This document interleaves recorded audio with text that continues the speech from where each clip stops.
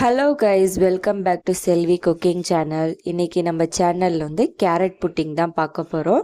எல்லா கிட்ஸுக்கும் ரொம்ப பிடிக்கும். வாங்க இது எப்படி செய்கிறதுன்னு பார்க்கலாம். புட்டிங் செய்ய 2 கேரட் எடுத்திருக்கேன். தோலெல்லாம் க்ளீன் பண்ணிவிட்டு சின்ன சின்ன பீஸாக கட் பண்ணி வேக வச்சுக்கலாம். இது கூட 1 கிளாஸ் பால், 1/2 கிளாஸ் தண்ணி ஊற்றி வேக வச்சுக்கிறேன்.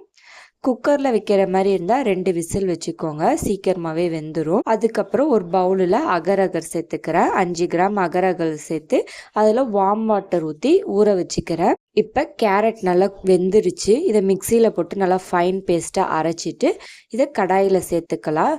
ஜாரில் கொஞ்சம் இருக்குள்ள தண்ணி ஊற்றி அலசி இதில் சேர்த்துக்கோங்க. இது நல்லா மிக்ஸ் பண்ணி விட்டதுக்கப்புறம் இதில் வந்து ஊற வச்ச அகரை சேர்த்துக்கலாம். இந்த மாதிரி செய்கிறப்ப சீக்கிரமாகவே அகர் வந்து நம்மளுக்கு கரைஞ்சிரும். 10 நிமிஷம் ஊற வச்சா போதும். அகர் சேர்த்துட்டு அந்த ஊறின தண்ணியையும் இதில் கொஞ்சம் ஊற்றிடுங்க. இப்போ நல்லா மிக்ஸ் பண்ணி விட்டுட்டு அகர் நல்லா கரையட்டும். நல்லா கரைஞ்சதுக்கு அப்புறமேட்டு இனிப்புக்காக இதில் சர்க்கரை சேர்த்துக்கலாம். தேவையான அளவுக்கு சர்க்கரை சேர்த்துக்கோங்க. இதுக்கு அளவுலாம் கிடையாது. நான் வந்து 1 கப் சர்க்கரை சேர்த்துருக்கேன் இந்த சின்ன கப்பில். சர்க்கரை கரைஞ்சதுக்கு அப்புறம் ஸ்டவ்வை ஆஃப் பண்ணிட்டு இதை வந்து வடிகட்டிக்கலாம். வடிகட்டினதுக்கு அப்புறம் எந்த பவுலில் வந்து நம்ம ஊற்றி வைக்கணுமோ அதை வந்து ஈரம் பண்ணி வச்சுக்கோங்க. லைட்டாக தண்ணி ஊற்றி ஈரம் பண்ணி வச்சுருங்க. அப்போ தான் உங்களுக்கு அதில் ஒட்டாமல் வரும். இப்போ இதை வடிகட்டிக்கிட்டேன். இதை வந்து நான் ஒரு பிரெட் ட்ரேயில் வந்து ஊற்றிக்கிறேன். ஊற்றிட்டு இதை ஒரு 20 நிமிஷம் ஆற வச்சுருங்க. இப்போ கோகோனட் புட்டிங்க்கு மீத உள்ள அகர் 5 கிராம் அகரை வந்து தண்ணியோடு இதில் சேர்த்துக்கிறேன். அதே கடாயில் இப்போ நல்லா கொதித்து அகர் கரையட்டும். 1 கிளாஸ் கோகோனட் பால் எடுத்து வச்சுருக்கேன், கோகோனட் மில்க். அதை இதில் சேர்த்துக்கிறேன். தேங்காய் பாலும் அகரும் நல்லா கரைஞ்சி குக் ஆகட்டும்.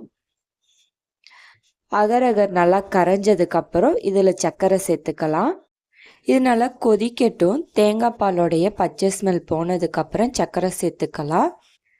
இப்போ நல்லா கொதித்து கொஞ்சம் வந்து திக்காக இருக்குது.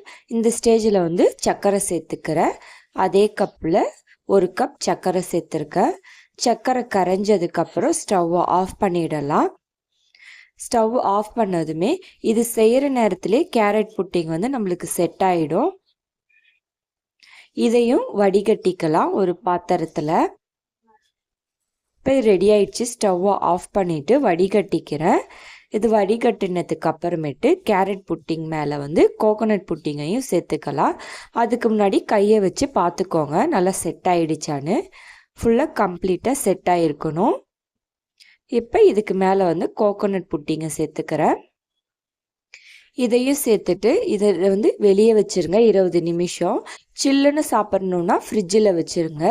20 நிமிஷத்துலேருந்து அரை மணி நேரத்தில் செட் ஆகிடும். ஃபுல்லாக கம்ப்ளீட்டாக ஆறுனா தான் நம்ம பிளேட்டில் வந்து சர்வ் பண்ணுறப்ப நல்லா ஃபுல்லாக வந்து வீழும். இல்லாட்டி வந்து பாதி ஒட்டிட்டும் பாதி வந்து ஒட்டாமையும் இருக்கும். அதனால் கம்ப்ளீட்டாக ஆறுனதுக்கப்புறம் ஓரங்களில் இந்த மாதிரி கத்தியை வச்சு ஸ்க்ராட்ச் பண்ணிவிட்டு ஒரு பிளேட்டில் வந்து சர்வ் பண்ணுங்கள். இப்போ பாருங்கள் சூப்பராக வந்து எல்லாம் செட் ஆகியிருக்கும் நம்மளுக்கு. இப்போ புட்டிங் ரெடி ஆயிடுச்சு. இதை சில்லுன்னு கொடுக்குறப்ப குழந்தைங்க ரொம்ப விரும்பி சாப்பிடுவாங்க. நீங்களும் ட்ரை பண்ணி பாருங்கள். இந்த வீடியோ பிடிச்சிருந்தா லைக் பண்ணுங்கள், ஷேர் பண்ணுங்கள், சப்ஸ்கிரைப் பண்ணுங்கள். நோட்டிஃபிகேஷன் வரணும்னா பெல் ஐக்கானை கிளிக் பண்ணுங்கள். தேங்க்யூ.